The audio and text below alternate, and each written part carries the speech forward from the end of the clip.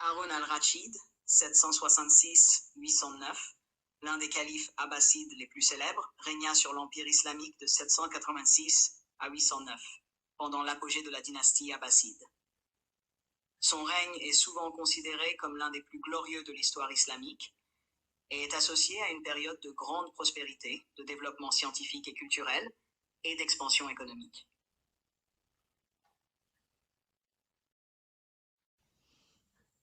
Contexte et jeunesse. Haroun al-Rachid naquit à Ray, aujourd'hui en Iran, en 766. Fils du calife al-Mahdi et de la princesse Kayzuran, il grandit dans un environnement où les arts, la science et la littérature étaient valorisés, ce qui influença fortement son règne futur. Il reçut une éducation soignée, notamment en littérature arabe, en poésie et en théologie, et participa dès son jeune âge à des expéditions militaires. Dès ses 20 ans, il accompagna son frère aîné, le calife al-Hadi, dans des campagnes militaires contre l'Empire byzantin. 2. Accession au pouvoir. En 786, à seulement 21 ans, Haroun al-Rachid monta sur le trône après la mort de son frère al-Hadi, dans des circonstances quelque peu obscures. Soutenu par sa mère Kayzuran et par les vizirs de la cour, il débuta un règne qui allait marquer profondément l'histoire de l'islam. Haroun confia rapidement la gestion des affaires de l'État à son vizir Yahya ibn Khalid al-Barmaki, qui allait jouer un rôle central dans l'administration. 3. Œuvres et réalisations majeures. Le règne d'Haroun al-Rachid fut marqué par des réformes administratives, des projets culturels ambitieux et des relations diplomatiques marquantes avec l'Occident. Voici quelques-unes de ses réalisations les plus notables. 1. Développement de Bagdad.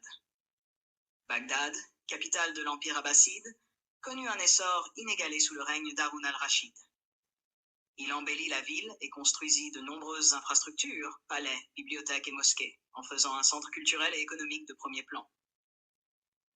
Sous son règne, Bagdad devint une ville prospère où les savants, les poètes et les artistes convergeaient de tout l'Empire. Promotion des sciences et de la culture.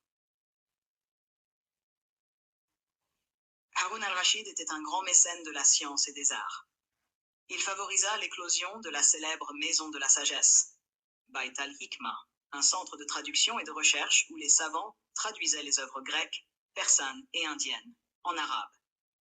Cette institution devint un lieu de savoir et de science, accueillant les plus grands intellectuels et érudits de l'époque, ce qui permit le développement de disciplines comme l'astronomie, les mathématiques, la médecine et la philosophie. Point 3. Relations diplomatiques avec Charlemagne.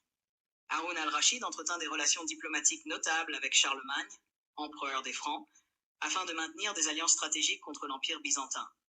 En 801, il envoya des cadeaux somptueux à Charlemagne, notamment une horloge mécanique d'une précision remarquable. Ce geste marqua l'amitié entre les deux souverains et renforça les échanges entre l'Occident chrétien et l'Orient musulman.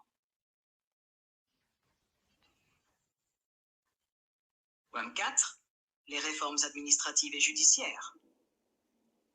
Le califat d'Haroun al-Rachid mit en place un système judiciaire structuré pour garantir la justice au sein de l'Empire. Il établit des tribunaux à travers les provinces et développa un réseau de fonctionnaires pour mieux administrer les finances, la justice et la sécurité de l'Empire. Son ministre Yahya al-Barmaki joua un rôle fondamental dans l'organisation de ce système administratif efficace.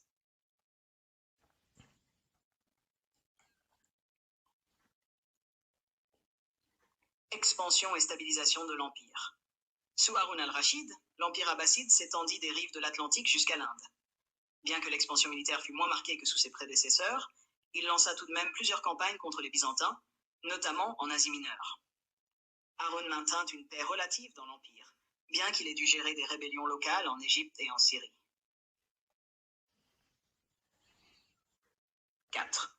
La chute des Barmécides. Le vizir Yahya al-Barmaki et sa famille, les Barmécides, furent longtemps les conseillers influents et loyaux d'Haroun al-Rachid. Cependant, en 803, Haroun décida soudainement de se débarrasser de cette famille, qui avait accumulé une grande richesse et un pouvoir immense. Yahya et ses fils furent arrêtés et leurs biens confisqués. Les raisons exactes de cette disgrâce restent floues, mais certains historiens avancent que Haroun soupçonnait les Barmécides d'ambitions politiques menaçant son autorité. Les dernières années et sa mort. Les dernières années d'Haroun al-Rachid furent marquées par des tensions de succession entre ses deux fils, Al-Amin et Al-Mamoun, qu'il nomma respectivement héritiers du califat et gouverneurs de l'Est de l'Empire.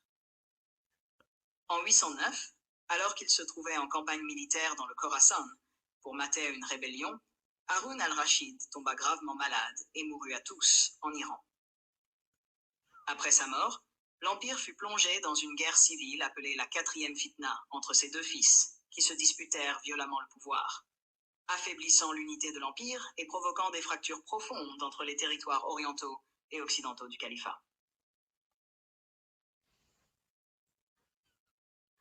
6. Héritage de Haroun al-Rachid. Le règne de Haroun al-Rachid laissa une empreinte durable sur l'histoire islamique, autant par ses réalisations que par la légende dorée qui s'est construite autour de lui, notamment dans les célèbres récits des Mille et une nuits, où il est souvent représenté comme un calife bienveillant et généreux, incarnant l'âge d'or de la civilisation islamique. 7. Les aspects légendaires. Haroun al-Rachid est également une figure entourée de légendes. Dans les Mille et une nuits, il est présenté comme un souverain mystérieux, déguisé en simple citoyen pour explorer les rues de Bagdad et se rapprocher de son peuple. Bien que souvent romancées, ces histoires témoignent de l'influence de son règne sur l'imaginaire collectif.